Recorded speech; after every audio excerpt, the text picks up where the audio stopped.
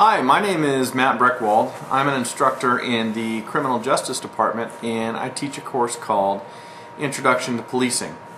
I'm a career police officer, been a police officer for just under 15 years. I've been a detective, patrol officer, field training officer, a sergeant, a school resource officer, and I've worked on a lot of different assignments and I'm exposed to a lot of different things, and so I love teaching this course, Introduction to Policing, when I get to explain what it is that we do. I brought an artifact today that is special to me that I wanted to show all of you.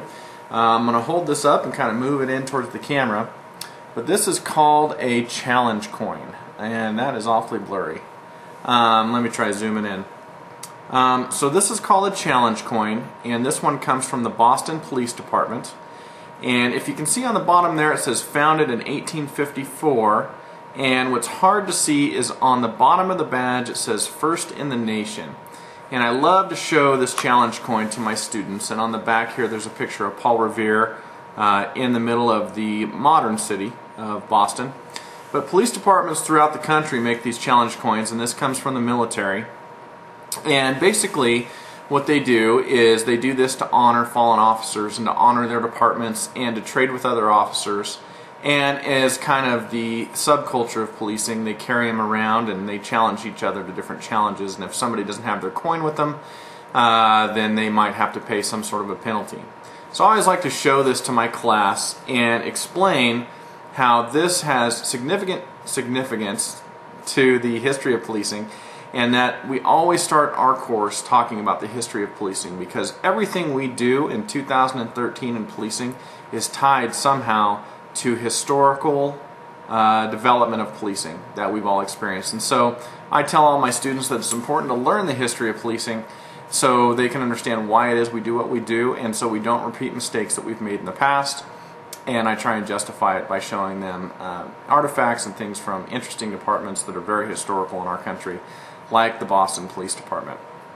What excites me very much about this course is the fact that I get to share my experiences and change those experiences into real-life examples to help teach students about policing and make them understand all the different theories about crime prevention, criminology, and put that in a real-world context and apply the theory to real world and then show real-life examples of how that works.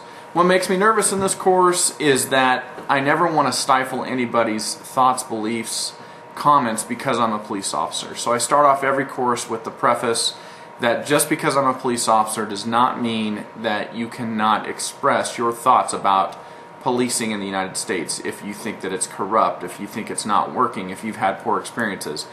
In the classroom, I am first and foremost an instructor. I'm there for open and honest dialogue, and I don't want to shut anybody down because of what I do for my full-time career. Regarding my syllabus, what I want to make sure that I design is a syllabus that is very clear and demonstrates clearly the expectations, the timelines, the due dates, so that if a debate ever comes up with a student, we can refer back to the syllabus like a contract in a professional manner and say, here's what was given to you at the beginning of the school year or the beginning of the semester, and this is what you're expected to adhere to. So that's my hope in designing a syllabus, is I can come up with a very good tool that's clear and easy to work with that keeps us both accountable to it. Thanks very much, and I look forward to getting to know all of you throughout this course.